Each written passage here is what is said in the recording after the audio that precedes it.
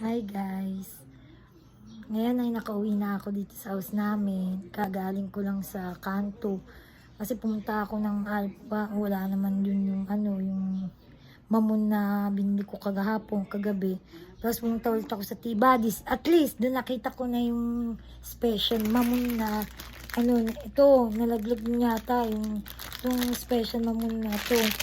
Natago ni ate. Basta kanya nasa kalapit niya.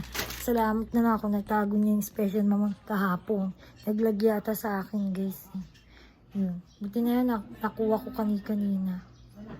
Tapos yung salamat ako at naitago ni ate yun. Salamat ate sa T-Buddies. Yun. Naitago niya yung special mamon na binili ko kahapon. Ngayon, nandito na ako guys. Anong gawaan nyo guys? Ngayon, magpiprito naman ako maya-maya ng ulam namin ito. Itong chicken.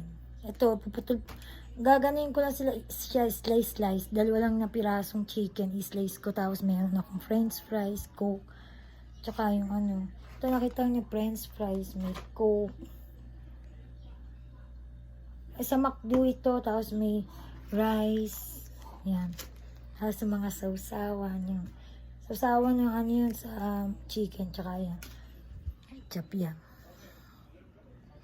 Pero hiwa-hiwain ko lang yung chicken, yung 2 piece lang hiwa-hiwain ko para sa piprito ko. Yan. Anong ginagawa niyo guys ngayon? Maraming salamat sa mga suporta sa inyo guys. Sa mga bid ko huwag niyong kaliligtaan